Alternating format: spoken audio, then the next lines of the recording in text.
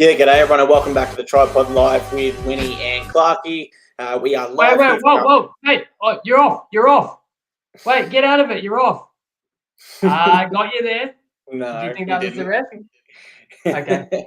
That is not in the true spirit of the game, mate. That is not in the true spirit of the game. But I did add Josh Curran as my best ref in the round rundown, and it was very popular this week.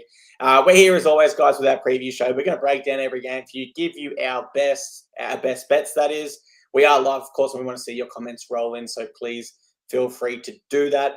Winnie, before we get started today, I understand you want to talk about the DCE situation in a little bit of similar fashion to how we did with Dylan Brown. Would you like me to open that, or do you want to share your thoughts first? Let's do DCE after best bets. We'll just say 3 rounds in.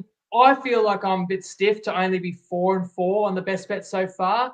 When you consider, like, you got the Sharks in round 1, that's very close. You get backdoored. You got a Titans Dogs under, and look how good they both defended the week later. Even taking Parramatta on Sunday Arvo, and I took them first half, and they covered the full game line. Whereas you look at every best bet that's won, all 4 have cruised to victory. The mixed matchups have somewhat reflected that a bit better. At least we are 2-1, and we won at $2.30 by 12 points on Saturday.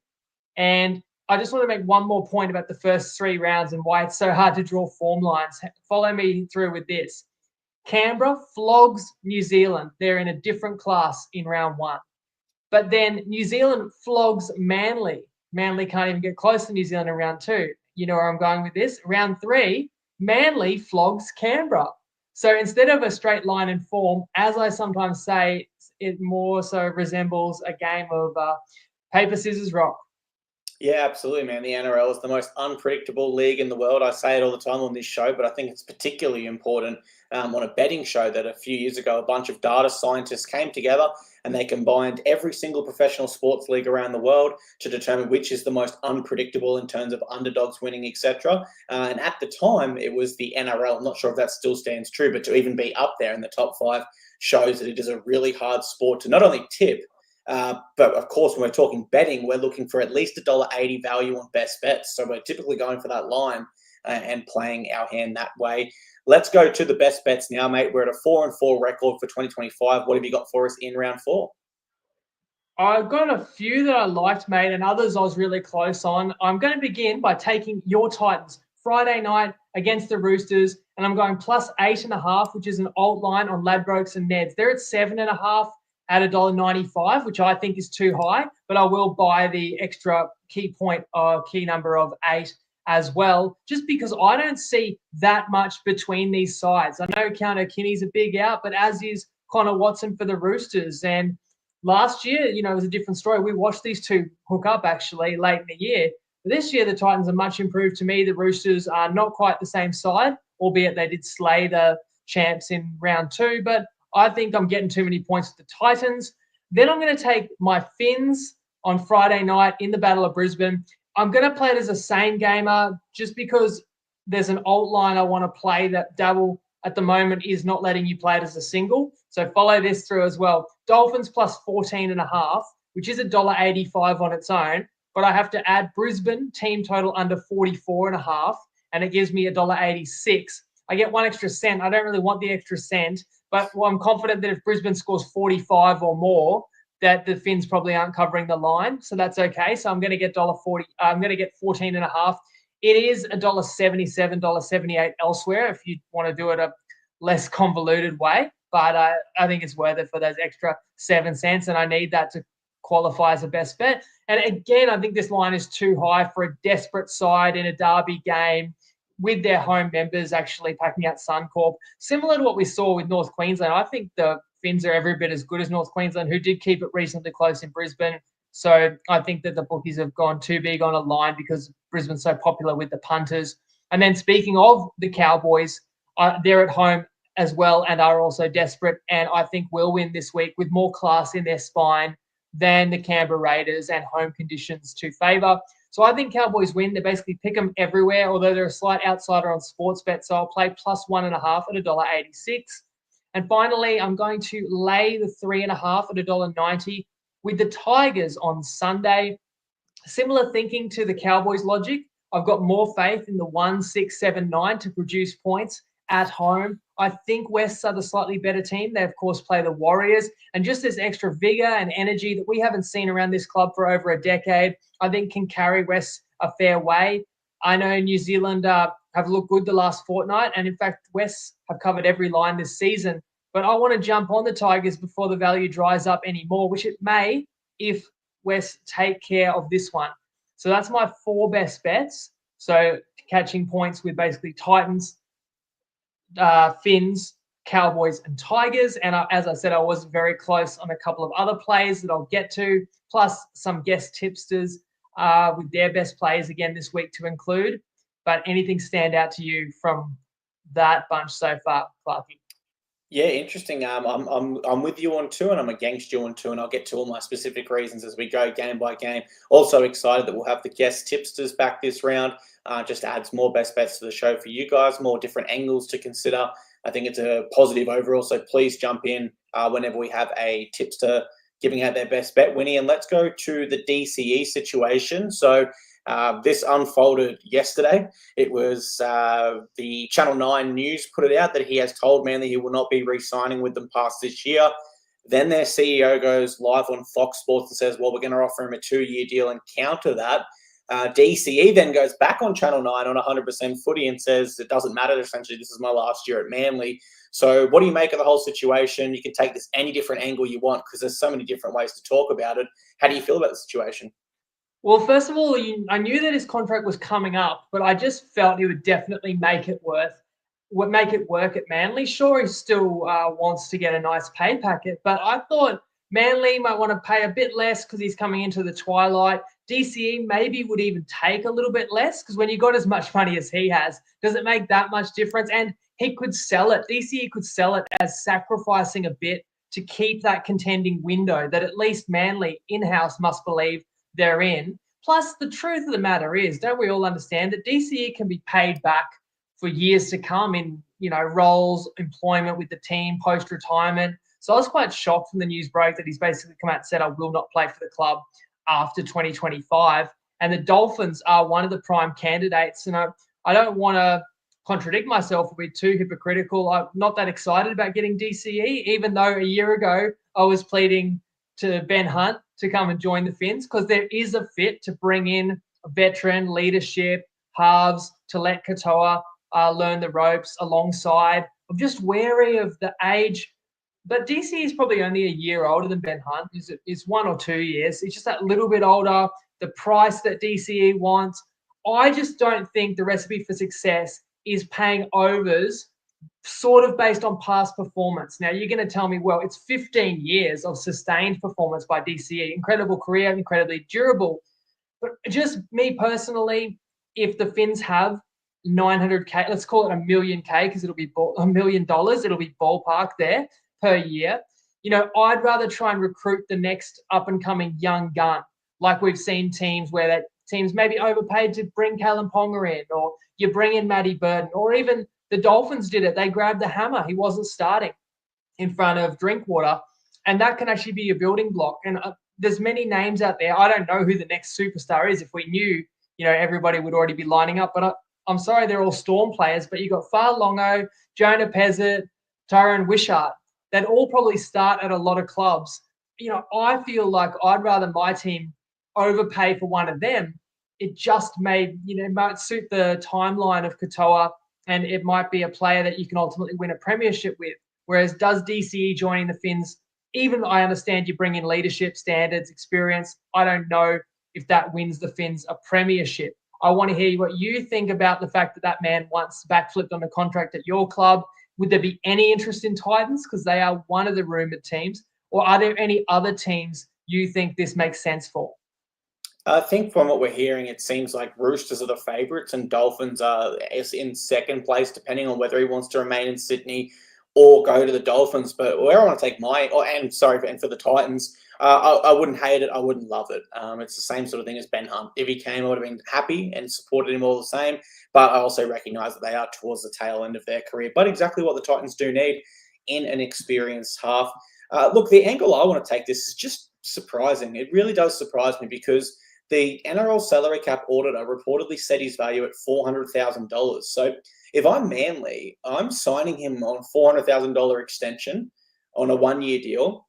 I'm saying, hey, we love you. You've been here for 15 years. If you want to go around next year, let's chat about it when the time's right for you. And when you're ready to retire, let's put you into a comfortable $600,000 a year assistant coaching role outside the salary cap. And that would give Manly a really great chance to win because he's currently on a reported 1.2-ish mil. So you're saving 800 grand there to go out and get another elite player, potentially an elite hooker. That would give you 800 grand, mate. You could get Josh Schuster for that. Yeah, you can. I think they'll try that though. I completely agree with the point. Completely agree. Yeah, I'm just thinking, I'm not sure what hookers are off contract per se, but as you said, if you want to go and get the next best young hooker, you probably grab a Talon De Silva from the Tigers. Or if you wanted a win now window, then absolutely you go and grab an elite player and you have possibly the best spine in the game with Turbo, Brooks, Cherry Evans. I think Manly is still postured well to recover from this though, because Joey Walsh, who was a schoolboy rugby standout, I think he set up or scored 3 tries in his first New South Wales Cup game over the last weekend. And he'll be partnered with Luke Brooks, who's still an experienced campaigner. It's not like they're throwing a young kid in the deep end. So I think how Manly best recovers from this is at times this year, and particularly in games where they are dominant. Let's go to the Raiders game. Almost telling DC, hey, take your foot off the pedal and let Luke Brooks take over, please. We want you to play a 5/8 role and get Luke Brooks being used to the one that runs the show so that when Joey Walsh comes in next year to replace DCE, they're ready to go. So, yes, surprised by the situation, mate, but I don't think it hurts. I don't think it hurts Manly too much in the sense that I wasn't going to tip them to win the premiership this year or next year anyway. And that's ultimately the biggest thing you'd be keeping DCE around, right? You wouldn't keep a legend around and go, well, we finished in the top 8 that year because of him. Clubs don't really do that, right? It's a massive story because it is a surprise, combined with the way that it broke, where DCE was live on 100% footy and 360. The journos were getting mail in real time, reporting it all playing out. So you mentioned Roosters, there's an obvious salary cap joke to be made, but the truth is, with the amount of players that have moved on, and Brandon Smith, of course, will go to South, and there could be an early release there. There truly is cap space. So you understand that, well, Walker can play a pretty good role at, second fiddle, or, playing the 6 jersey can still, they could complement each other really well. And the other one that's worth mentioning, another Sydney club where they already have one really strong half, is the Bulldogs. And you speak about premiership window, to me, the Bulldogs are closer to a premiership than Manly. So that is a really interesting one to keep an eye on. The Warriors, I've seen, maybe it's just Warriors fans throwing that out there. They could use the direction. They've got a good pack. I don't know if the fit's there for DCE. I didn't mention Dolphins, DCE, a Dolphin Junior, and coming back to Queensland, obviously. And then the other one is, what if he just goes to the Super League? I just don't know if the money is there that he commands and that he wants. But if the money was right, I really like that for DCE, because you'd sort of, I don't want to say tarnish, but you remain a one-club NRL player, sort of like a Beaver Menzies or something, right? You go over and you can potentially be a legend of Super League. And I feel like DCE could prolong his career. And even if he loses a step, just with his guile and savvy, could dominate in that league. I don't know if that's a real option. And you've got to remember family and his kids. But they're currently, I thought they were happy in the Northern Beaches, but they very well may be moving. And you also feel the way that this all unfolded so rapidly that there could be a lot more information we don't know. Has he ruled out staying at Manly, even though Manly could increase the offer? Is that because DCE already knows where his next location is? There was another story on the NRL website today that he's going to make a call on his Origin future, which makes you feel like, is he considering stepping down from Origin and potentially so that he can be even more impactful at club level? Does that increase his dollar value if he's not going through the demands of Origin? So it's the biggest story of the week, or maybe even the month. Well, along with the Dylan Brown one that we dedicated some time to a couple of weeks ago. So we just gave you our thoughts. We'd love to hear yours in the comments too, guys.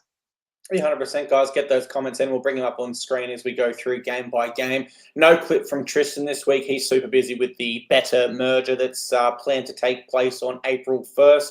But, of course, Winnie will have a Top Sport mixed matchup for us later this week as normal. Stay tuned to the TryPod group on Facebook, TryPod page, all that good stuff, and you'll see the mixed matchup posted there. Let's move And into... I'll jump in and just say Yep. best comment so far. Ryan Whitaker says Nico Harrison involved. He is the GM of the Dallas Mavericks who traded Luka Doncic for reasons that still remain unclear. And apologies that we were late off the mark tonight with our live show. We really strive to get out there at 5:30 New South Wales time because we know people are waiting. We had an issue with the graphics that I wanted to overlay, which are important to us to show the line and show the game we're talking about. And Clarkey, mate, we tried to troubleshoot it, and you sent me those images again, and the format, it still has changed, or it's still not recognizing in the software I'm using. So we have to proceed without graphics tonight, unfortunately. And it cost us 10 minutes at the start of the show. So worst of both worlds. But nevertheless, we've got plenty of hopefully valuable information we can share on these games. 100%. Let's get right into it. Game 1, Rabbitohs host the Panthers Thursday, 8 p.m. We're at Accor Stadium. The line is set at minus 11.5 against the Panthers, and there was no change post-team lists. For the Rabbitohs, Alex Johnston makes his return, so Isaiah Tass moves to centre, but Campbell Graham is out injured. And for the Panthers, Trent Talau replaces the injured Nathan Cleary, and Dane Laurie is back at fullback, which causes a backline reshuffle. All right, when these sides met twice last year, Panthers won both comfortably, 13+ on both occasions. They are down on troops here, but do you still expect them to get the job done? Well, Penrith was down on troops 5 minutes into the Storm game and were as impressive as any team could be in a loss. I'm surprised Talangi still doesn't get a start, but Talau, he did very well in the trials. Cole was great against the Storm, and Jenkins outstanding. So I'm happy to see him get another opportunity in the centres. Also, chuffed to see AJ back. You know, this guy doesn't have the elite athleticism, or there's nothing that sort of jumps off the page about Johnston, but he scores all these tries for a reason. It's his decision-making, split second, just knowing where to be in his timing that gets him on the end of so many meat pies, and hopefully there'll be many more. It is sad to see Stretch Graham is out after what he's endured. However, my instinct says that there's just going to be an urgency about the Panthers, who have lost 2 in the trot. How often is this team going to lose 3 in a row? But I feel like Souths obviously are catching Penrith at a great time, the greatest possible time to play Penrith other than an origin round when you got no Edwards and, of course, Cleary out. The line feels too large to me, I have to say, considering that the Bunnies are looking to bounce back from a bit of a shocker in the Shire. But the Bunnies still have that confidence about them. They're still 2-1, and they've got a lot of belief after being written off by a lot of people, including me before the year, to be fair. Then I've got the Panthers, who played unreal in Melbourne, but I just wonder if it's almost like adrenaline kicked in because they were under total adversity and the Panthers had nothing to lose. And I don't think Penrith can play that level, like scoring basically 1 try every 10 minutes against a high-quality opponent in Melbourne without Cleary and Edwards. You can't sustain that. I don't know if Penrith will play that great this week.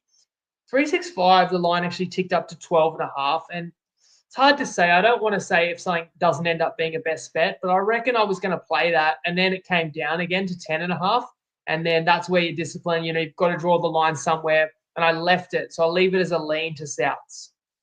Yeah, when I look at this one down and I break it down, there's honestly not too much for me here. Rabbitohs were brave in their opening 2 rounds, and Penrith are short on troops, but I still think they loom as the more consistent side here. You know, Trent Talau did look good in the trials there for Penrith. So even under strength, I believe they'll win this game. Question mark is, of course, around that line, which I think is carefully placed in a difficult spot, and it could go either way. I would lean the way of Penrith just because we don't see them coming off 2 losses very often, so there would be a big motivational factor for them.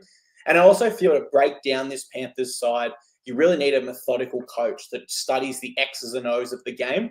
And we kind of know Wayne Bennett, that's not his coaching style. He leaves the technical components to his assistant coaches and is really a motivator of people. But I similarly think that could work in their favour here, motivating the troops to bounce back after a disappointing performance last round against the Sharks, and very different conditions. You know, an afternoon game against the Sharks in the hot Saturday sun. Sharkies get a roll on with momentum. It's always different to a Thursday night game. So I don't really feel too strongly either way here, guys. If you're asking me to lean one way, I will say Panthers, but I don't feel too strongly about it.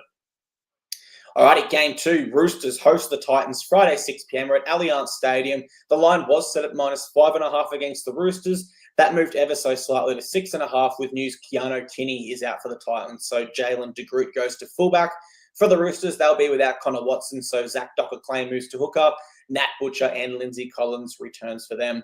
Alrighty, many of these sides met once last year, and we had the pleasure of actually being in attendance with some other TryPod members. But you think this will be a spot where the Titans can get some revenge for that game?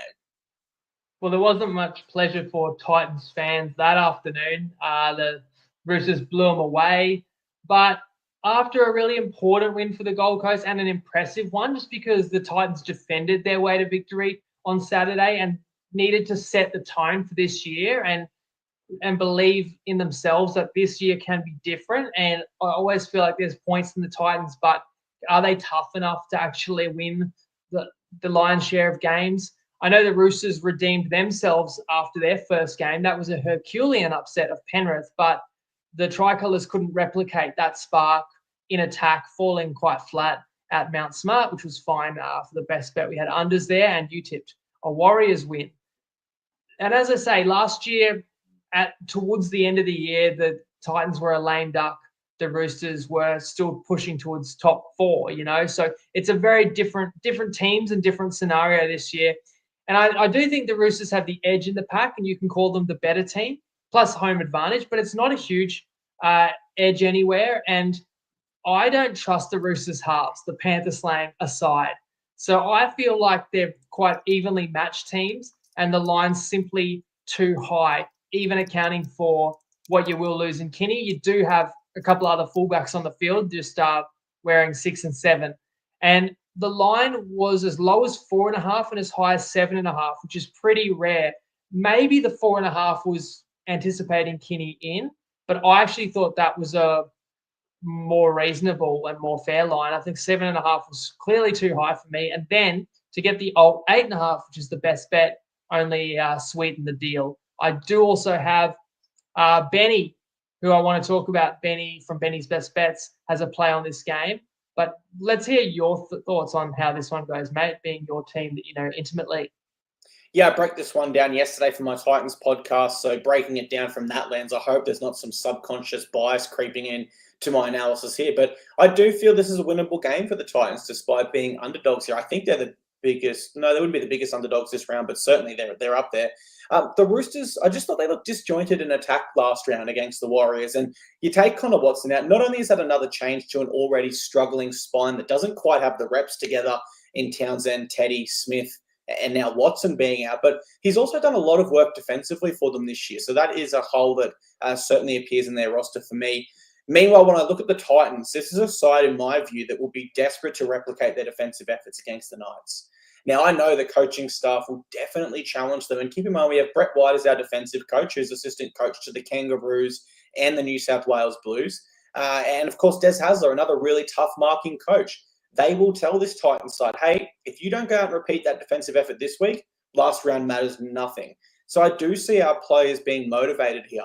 Of course, there is a home advantage to the Roosters we need to bring up, but I want to counter that with a note that the Titans have actually never played here before. Only 2 of the Titans 17 have played at this stadium in general. So I don't think they'll be coming in with a level of emotions either way, in that the Roosters have also won their last 11 in a row over the Titans. So there is a chance they kind of come in with a bit of a more, relaxed approach, having the wood over the Titans for so long.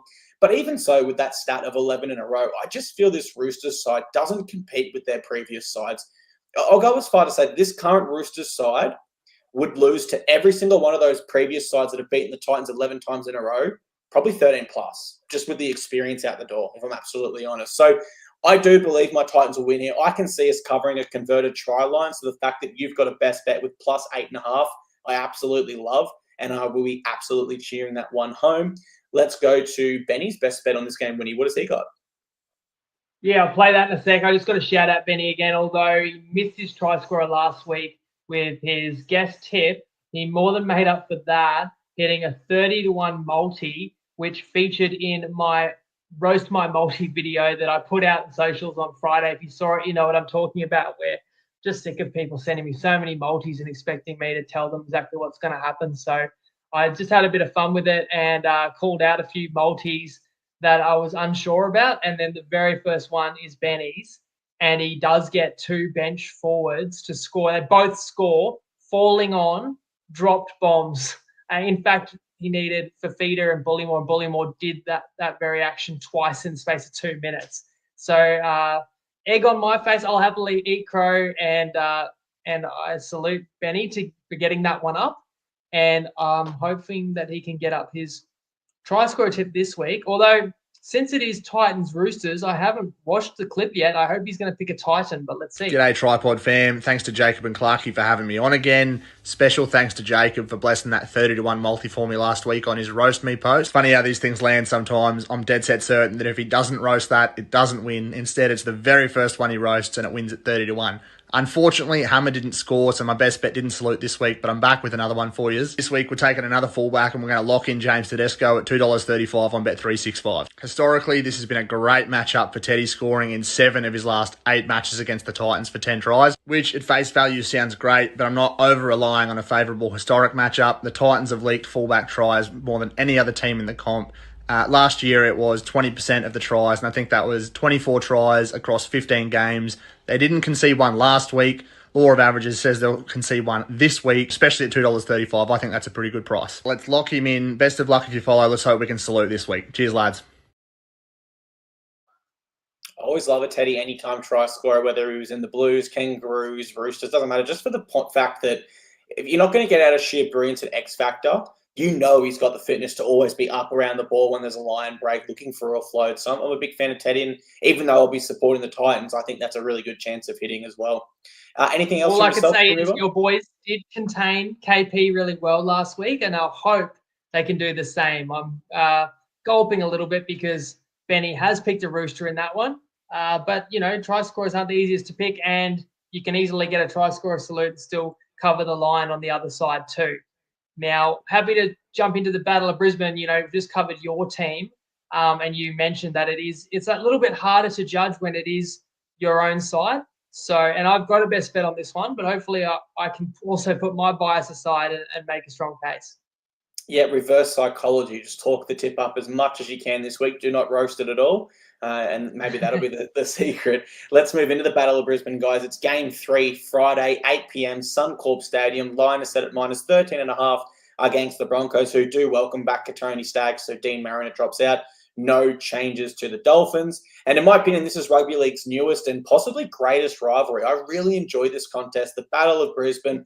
Both these sides met last year with a respective home game at Suncorp. They went 1-1, both winning their respective game 13+. You think it's going to be the Dolphins this time around? Break it down and tell us why. It may not be a Dolphins win, but I am getting the plus 14.5. And someone commented that you can just get that now on Sportsbet at $1.83. It wasn't, half an hour ago, unfortunately. I would have probably made that a simpler best bet. But mine is the same gamer that also includes the leg Brisbane under 44.5. Essentially the same thinking. And I'm going to be there. So factor into yourself. How many points is that worth with Winnie in the house cheering on my Finns? I've seen some strong results, and I've also seen my boys blown out before.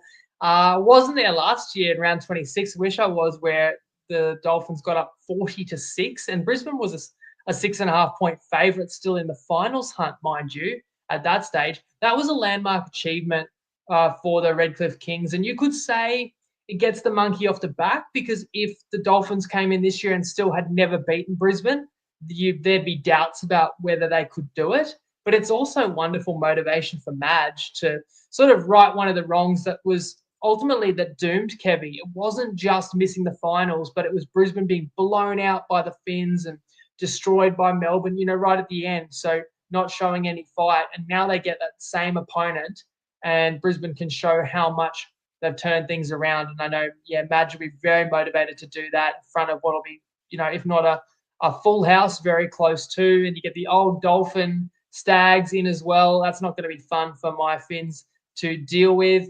The Dolphins picked the same 17 that I was really disappointed weakened in the home straight and relinquished that double-digit lead and the best bet to Wes. I think similar to the Broncos game at Suncorp last week, the line just did feel too high to me instinctively. And I know it's because Brisbane are one of those teams that the punters love to get behind in games where there's confidence Brisbane will win big. They're just one of those teams that everyone loves to plug in for same game multis, pick a bunch of the try scores. And I do feel like the bookies somewhat want to guard against that by never really giving you a great price around Brisbane. So it is going to be hard probably this year to find spots where Brisbane is the strong value.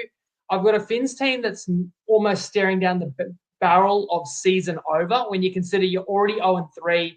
And if you do get blown out by this Broncos side, like nobody comes back from 0-4 and makes the finals. So I know that, again, full disclosure, I'm a Dolphins fan and I want to see a true battle, and I'm praying for a win that could really resuscitate Redcliffe's season.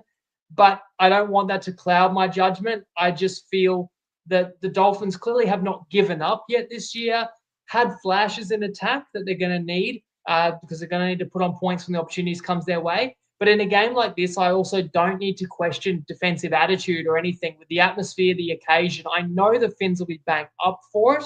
And while Brisbane for sure has too much firepower, tell me in the comments, can you justify that this is going to be a 14-plus win, or to beat my best bet, 15-plus you'd need? I'll mention the showers. The rain in Brisbane screwed me last time I factored that into a Dolphins game, but still a note that that could also be in the best bet's favour.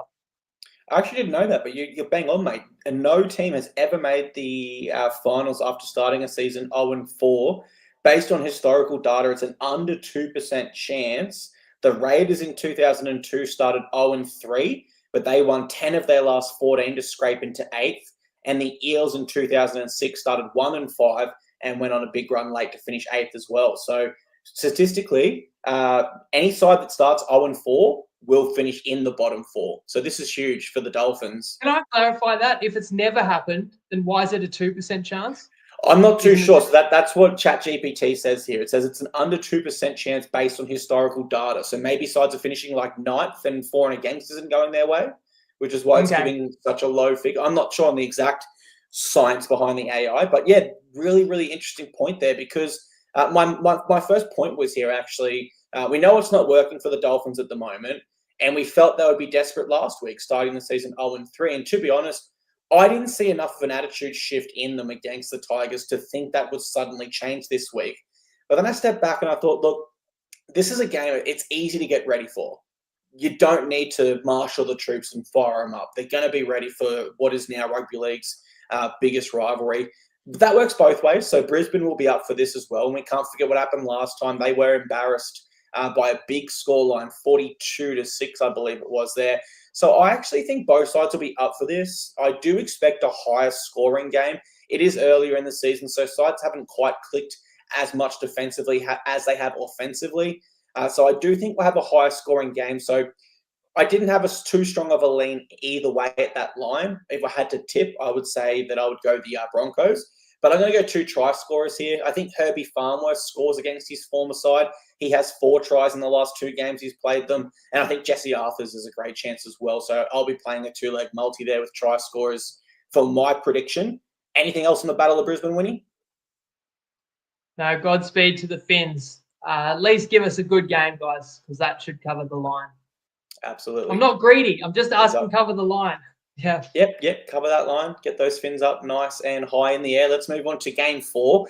Dragons host the Melbourne Storm Saturday, 3 p.m. at Written Start at Jubilee Stadium. Line is set at -7.5 against the Storm. That rose to -8.5, which killed me because I really wanted to have that as one of my plays, actually. But for the Storm, Tyron Wishart moves to halfback. Will Warbrick is out. We know Nick Meaney's out, so Grant Anderson moves to centre. And no Nelson Asopa-Solomona, so Lazarus Vaalepu comes back in. For the Dragons, David Clemmer in for his club debut and Dylan Egan in for his NRL debut on the bench. Alrighty, Winnie, these sides actually only met once last year, and it was a great upset for the Dragons, who won in Melbourne whilst they were under strength. This time, it's the Storm coming in a touch under strength. Who are you tipping here and why? Well, let's just remember last time we saw St. George, they blew that Bunnies game. And Flano openly said he would flog his winless side over the bye week. So dare I say, there probably wasn't a lot of R&R, not an overly enjoyable fortnight for the Dragons. But knowing that, it's clearly the team you probably want to look to because they've been punished and they really need to prove something. And you do catch Melbourne at a good time in the sense that there's no Jerome Hughes. But you have to think that Bellamy would have been quite unpleased himself that his star-studded side didn't punish quite a compromised Penrith. And then the other issue for St George is the fact that the Dragons shocked the Storm in Melbourne last year. And I feel like Melbourne remembers that because Melbourne would consider that one of their worst games of the season. And really, when you look at how good St George were on that night, how did the Dragons miss the finals? You know, that it was in their destiny was in their own hands, St George, and it was winnable games to end the year. And of course, the Dragons let that opportunity slip. And more of the same this year when you look, the Dogs were too classy. But again, that Bunnies game at home, the Dragons should have taken care of that one. And now maybe the Dragons will be improved here, but sometimes that's not enough because it is such a step up in class. And the Storm are the sort of side that can handle missing the reigning Dally M. This isn't like taking Turbo out of Manly, although that's not a great example because Turbo that Manly toasted the Raiders anyway. But when you've got so many playmakers like Melbourne does, others just take a greater share of the workload, and Wishy gets to strut his stuff in the halves. So I don't want to go against a desperate Dragons at home, but I also don't want to get out in front of the best team in the comp who are on a long turnaround that somewhat offsets the Dragons' bye. And I think Melbourne also have a point to prove for the revenge factor and disappointment in how close Penrith got last week too. I think that's definitely a factor here. I'm a little bit nervous. Colt from YouTube says that he's got Dragons at the line at his best bet. And I can see Undertaker as well said he's gone Dragons here. I'm feeling confident on the Storm here. Now, there is a weird stat at play. The Dragons have actually won 3 of their last 4 over the Storm at this venue. So that was certainly unexpected for me, but we must know they've been strong over them here. But I do think the Storm will win here. No doubts in my mind, actually. When you look at last year, so more recent history, they won 10 of their 12 away games. That was the best in the NRL, or equal first in the NRL. And while Shane Flanagan typically has done really well coaching against the Storm since he won the 2016 Grand Final over them, I just don't believe he has the right troops here for that to occur. I can see the Storm being not as hungry as the Dragons, who have the benefit of a bye, but enough coming off a disappointing performance where they will also be looking to correct things here. And I also believe the injured player theory applies here, where I can see the Storm players stepping up in Jerome Hughes' absence. And if there's any club that's postured to step up in the absence of a reigning Dally M winner, it is the Melbourne Storm, who we've seen players come in that were fringe first graders before and look like stars. And we've seen players just jump in and seamlessly get the job done for so many years now. So my prediction here is Storm at the line. I feel more confident on this pick than others. I think they will cover that line and defeat the Dragons quite well, actually. Alrighty, Game 5. Cowboys host the Raiders Saturday, 5:30 p.m. We're at Queensland Country Bank Stadium in Townsville. Line was set at -1.5 against the Cowboys. It is now a pick'em. No changes for the Cowboys. For the Raiders, they get Joseph Tarpany back, but they do lose Morgan Smithies. And these sides met twice last year, Winnie. Cowboys won both of those games 13+, but it must be said, this is a different Cowboys side this year. But you at least think they can find some groove at home here against the Men in Green. Yeah, and I'm backing the Cowboys because they pretty much have to. And you gave the stat just before, so it applies to the Cowboys. And the difference between the Cowboys and the Dolphins, they're both 0-3, but the Cowboys sort of can control this result. If the Cowboys play their best, they will win. If the Dolphins play their best, they may still be outgunned by Brisbane. So when you can control your destiny and your season's destiny pretty much on the line, it's a good spot generally. And we'll see what Cowboys are made of. And the fact that I just saw enough flashes and enough heart out of North Queensland last week gives me that little bit of extra confidence. The Raiders were pretty poor, although Sticky wasn't he absolutely steaming in the press conference and making it out to be that it wasn't his team's fault. And look, some rough calls for sure, but I feel like Canberra will have a bit of a bruised confidence and we're, at one stage the score was 40-0 and you're really going to blame officiating. I found that a little bit curious. And I wonder if you're giving your team a little bit of an out and too many excuses. But Ricky's also smart enough to know that he can deflect from his young side and make the storyline himself and take pressure off a team that missed the jump and was not tough enough even when they were down to 12, and even understanding that so much possession went against Canberra. I feel like the Cowboys know if they control possession, that the Raiders will feel the pinch a little bit in the humidity up north. It's going to suit a tropical team, still being March. I know Tapane comes back in. I saw that in the comments that some people like the Raiders adding muscle to a pack that, totally dominated the first 2 games before being gassed last week. But not that Taumalola is the same player anymore, but there's something there to stiffen up the North Queensland middle. And I just feel at home, desperation. You've got your home faithful helping fuel you as well. If the North Queensland pack stands up, then I'm very much convinced that the Cowboys win this game, because I've got Drinky, Dearden, Robson to crack Canberra's defence. And I do think that gets the Cowboys the 2 points. I would have played him as a best bet at Pick'em. And I actually found +1.5 as well. So for Fogarty, field goals the difference. Happy days. Unfortunately, I'm not with the best bet on this one, Winnie. I'll break it down as to how I'm seeing it through my lens.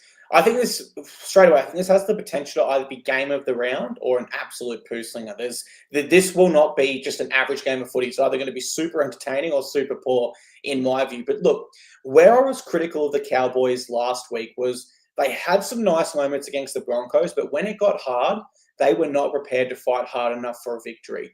Now, I am nervous to use that as my tipping point here, because that's seemingly an attitude thing. And an attitude thing can be turned around very quickly. It's not something they need to go to training and technically work on. They just need to switch their mindset and work a little bit harder in those tough moments. But by the same noodle strain, I can't tip them based off a maybe. I just can't do it. Whereas when I look at Canberra, I do see a tough and gritty side. Now, for 25 minutes, they bravely turned away that Manly side, set after set on their own line, before the sin bin occurred and the flood dam eventually broke and the water just came piling through. I'm prepared to forgive them for that. I just have never seen a side defend as long and as consistently as they did.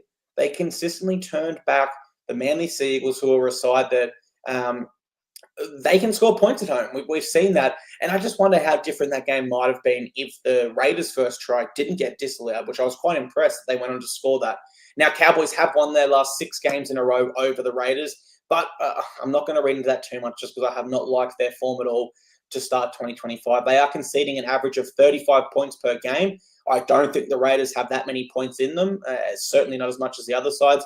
But if the Raiders turn up and defend well here, and Ricky Stewart really gets to them throughout the week and almost manipulates them into feeling the referee was the reason and they're against you boys and you need to go out there and play for each other, I think I prefer that to the Cowboys here. So I'm going to go ahead and tip the Raiders head-to-head in this one. But I am nervous as it looks like a lot of the comments and yourself are against me with the Cows on this game. So hopefully it's a cracker.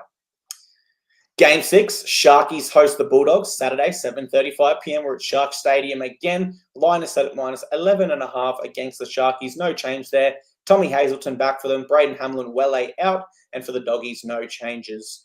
Alrighty, Winnie, these sides met twice last year. They went 1-1 over each other. And both have started their seasons relatively well in 2025. Who do you think gets the chocolates here and why? Well, neither of these teams have played a bad game in 6 outings so far. The Sharks were very gallant defeat in Vegas, and the Dogs didn't win pretty on the weekend, but got it done with notable omissions. Minimal changes for the Sharks. You do lose Hamlin-Welle, but you get back Hazelton, as you said. Canterbury is still without 2 top dogs. That's the difference in this game. So it's a similar scenario to last week, really, when I looked at Cronulla's at home against South, they're the better team, given who's in, should win well. And that's the same way I feel about this game. And I know Cronulla didn't quite cover against the Bunnies, but we're in total control there. So I could only look Cronulla's way in this one. They just have a real ruthlessness about them that it doesn't have to be 80 minutes domination, but anytime the opponent drops their heads or gets a little bit fatigued, Cronulla is punishing teams. And I know the Dogs won a dog fight against Para, but a better opponent would have probably got the better of the Bulldogs. So, yes, I'll expect more grit from Canterbury, but I can't see any areas of this matchup where there's a clear advantage to the boys from Belmore. So that's why I could only play the Sharks. Maybe I should be just playing the -11.5, but I wanted to try and get under double digits. I didn't find it, so this was a very reluctant pass, really close to being on Cronulla. I got 2 of our experts weighing in on this game as well, but tell me how you see it first of all. Yeah, well, I think I'll start with what you said with the Eels game there. I'm prepared to say any top 8 side would have defeated the Bulldogs in that final 13 minutes there. They were out on their feet with only one interchange left. So I certainly think Sharkies are a top 8 side. I think they're top 4. That being said, I have loved the Bulldogs' application of their system. They've had a real steal about them in 2025, and it is special for them to still be undefeated. But I just think the Sharks are a bogey side for them. They can disrupt how they play, how they love to have that defensive edge about them. And right away, I go to Adam Fanua-Blake leading their forward pack. Now, he is not only one of the largest forwards in the game, but he has the best footwork and he generates that momentum. And for that reason, with the Bulldogs having a smaller forward pack, I can see the Sharkies pack really getting it over the top of them. I think it's accurate that I'm seeing that based on recent results where the Sharks have won 6 of their last 7 over the Bulldogs. And the Bulldogs have not won at Shark Stadium since 2011. So I reckon the Sharks will be ready to go in front of their home fans again. I think they'll be playing off the back of that forward pack. And I do think their coaching staff will say, hey, loved the first half last week, guys. Let's put it together for 80. And so I do think even if this was close in the final 20, I could see the Sharkies easily getting those last 2 or 3 tries to cover this line. So, yeah, I think where the Eels failed to execute against the Bulldogs, even if this one's close, Sharkies will come over the top. I think they'll win this game. I've got them at the line. And there's, of course, Jesse Raymond's 150th as well. So a bit of a milestone afternoon for the mate. And the total is 48.5. If I put you on the spot, you're thinking over or under that number? I'm probably going to go under 48. I reckon I don't see the Bulldogs scoring too many tries with Bailey Hayward as their 5'8" thing against the Sharks. When you think how they scored against the Eels, I don't see those same tries going over the Sharkies team, if I'm honest. So I'll go under. Okay, well, you'll never guess what the next tip's going to be from the Undertaker. G'day, TryPod. Matty here. 1-0 last week, 100%. I'm going to go true to my brand this week. I'm going to take an under, and that's going to be in the Sharks-Bulldogs game. That's under 48.5 on Sportsbet at the $1.90. Got a few things in our favour here. We've got the first and the second ranked defences last season. And at the moment, with current team list, I'd have that Canterbury attack ranked somewhere dead last. They're a tough hang if you watch that second half against Parramatta. They could only put up 16 points to the game against a really bad defence. So we've got a night game, 7:30 kickoff, maybe a bit rainy. I think it's a great angle. I don't think we see 50 points in this game. Good luck, everyone. Awesome stuff. We've got another tip as well, don't we? We do. So just on that, Matty then messaged me and said, sorry, he needed to correct himself and said they weren't first and second. They were second and third best defence last year.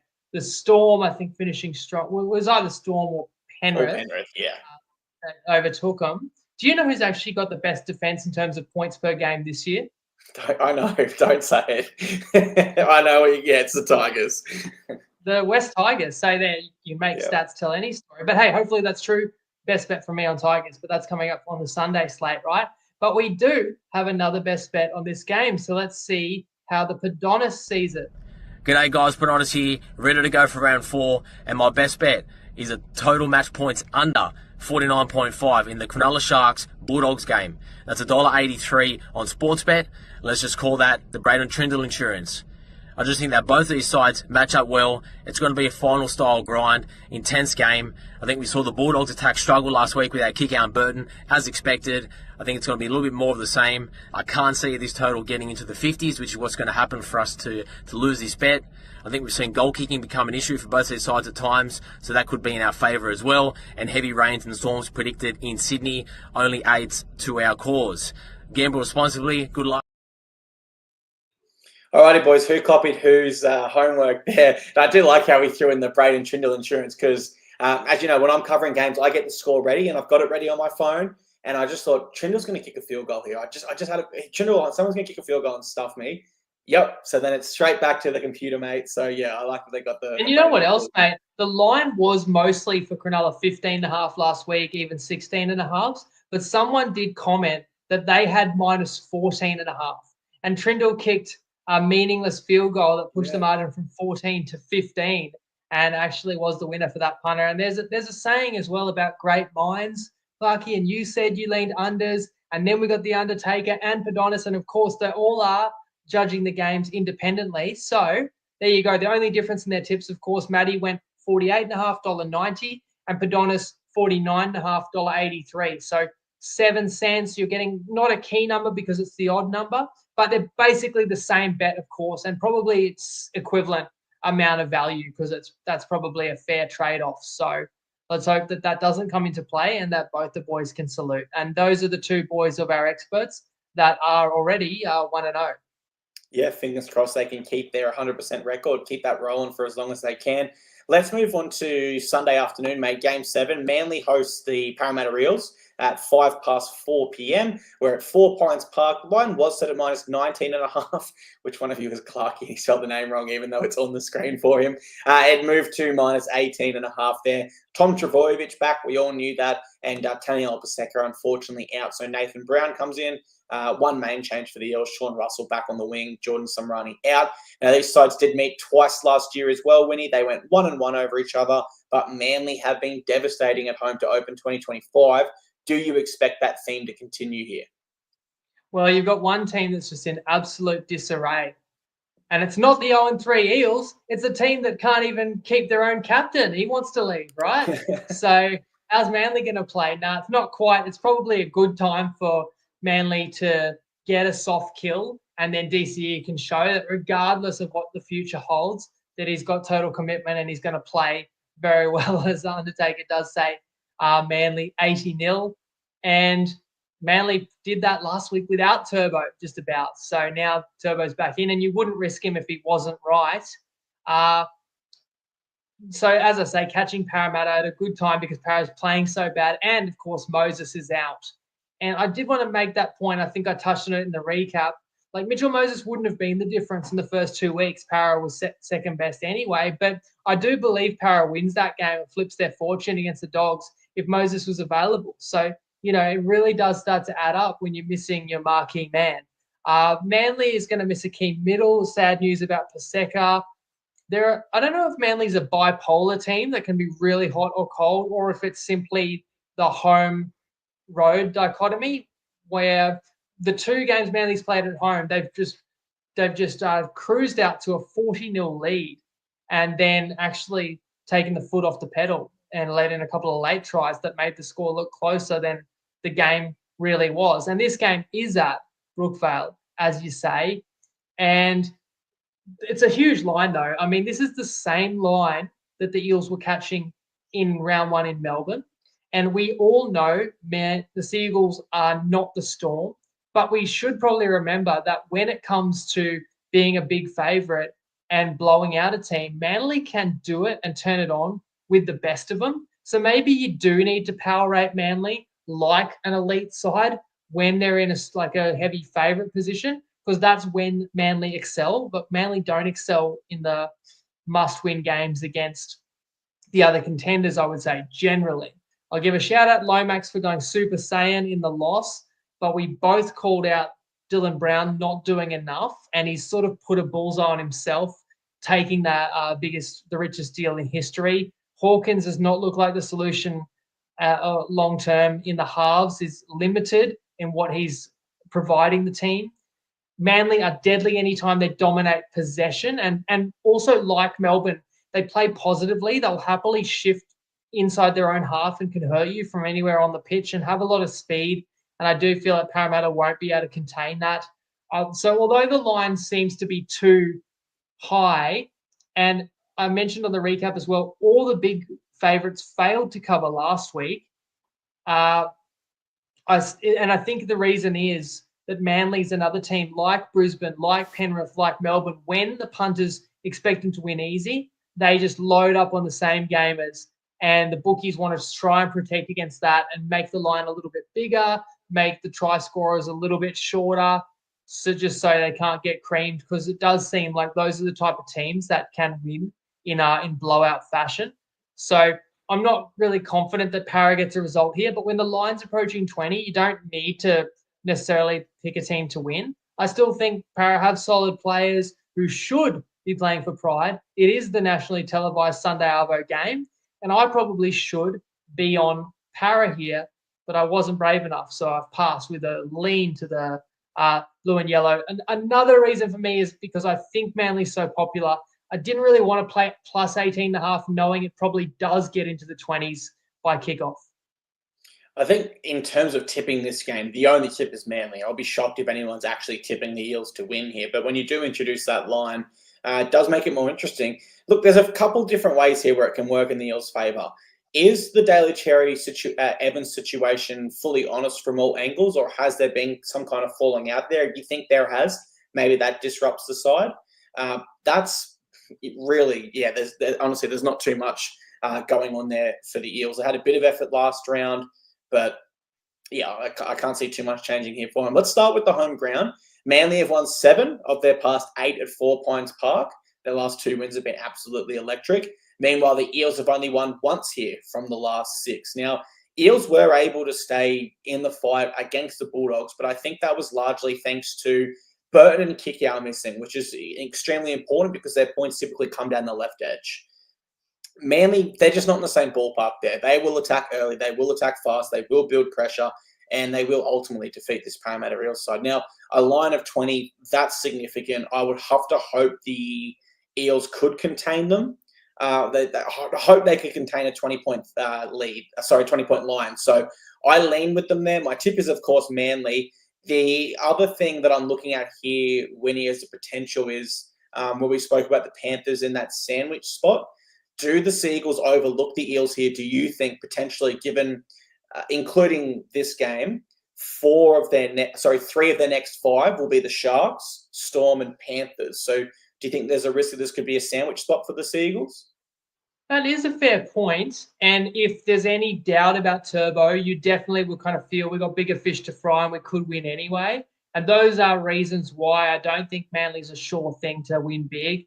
But it's just we've seen them in this role when they get their tails up, that they're as capable of anybody as turning it on. That's what's turned me off playing the underdog here with the biggest of the week.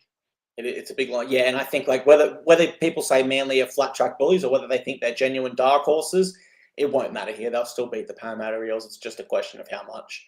Let's move into the final game of the round. Tigers host the Warriors on Sunday, 6:15 p.m. at Campbelltown Stadium.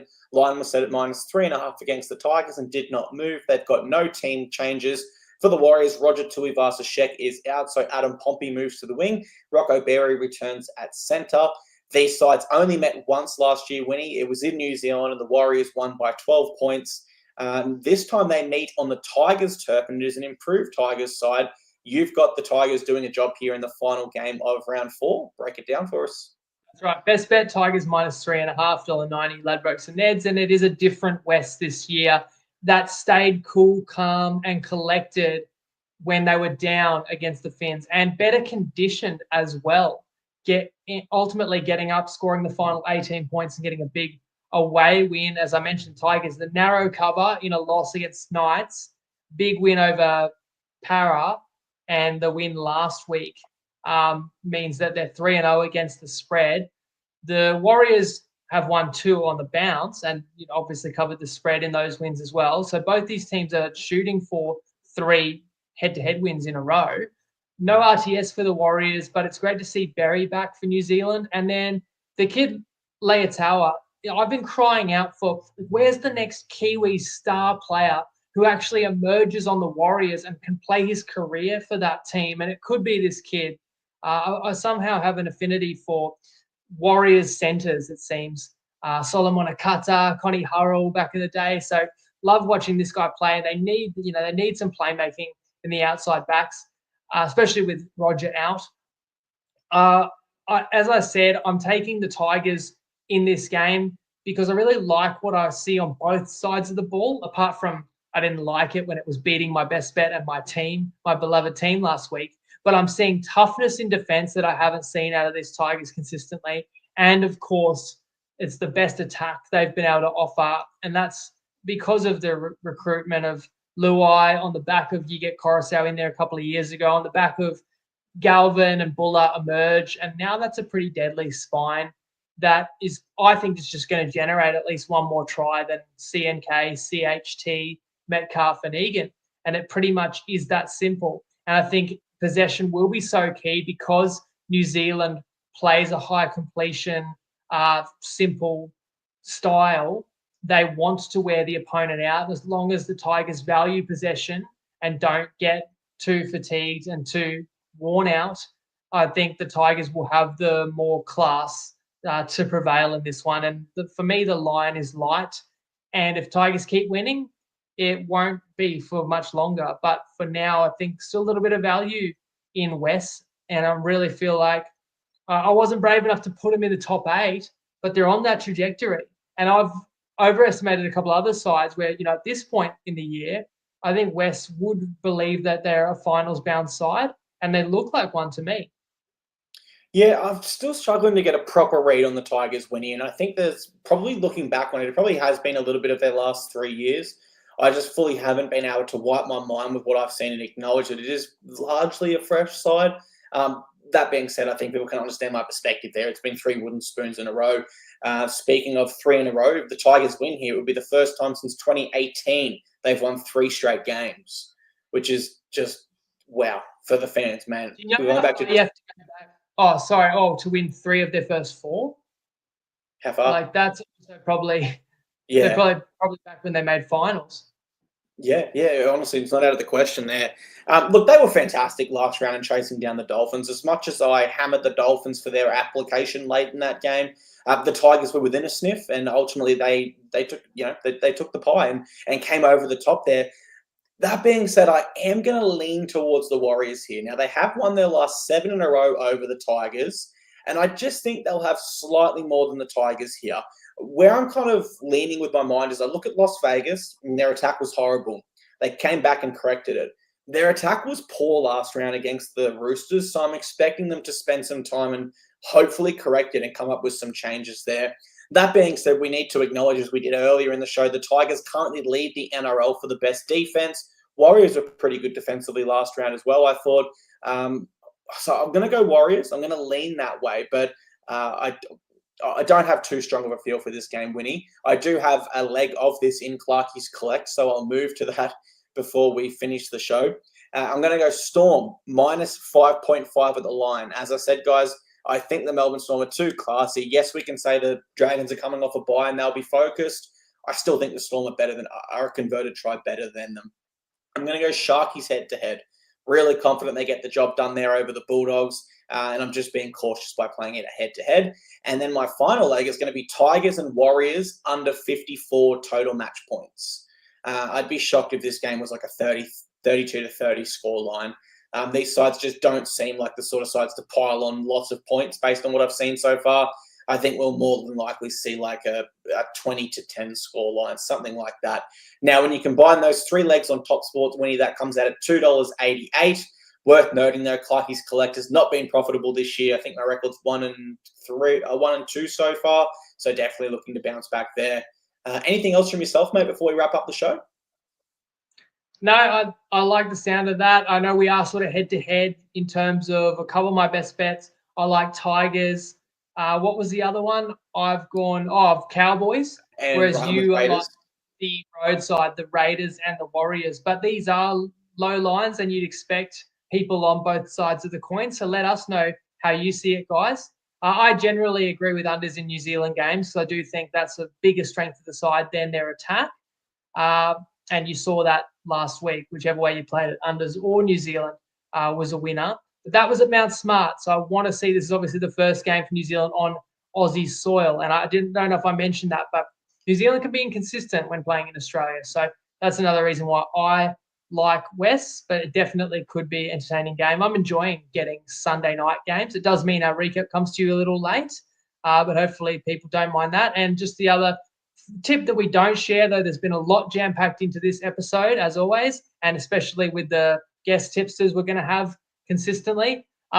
We don't have the mixed matchup negotiated, but you do find that under rugby league markets on Toppy. For as long as they exist, I'm still getting info whether, we may be able to keep the mixed matchup alive elsewhere afterwards. So we won last week. We won big. We've won 2 out of 3. So look out for that one. I'll build it into my most confident best bets, and that'll do it, guys. So enjoy your week. Enjoy your weekend rugby league as well, and we'll see you Sunday to recap it all. Lego.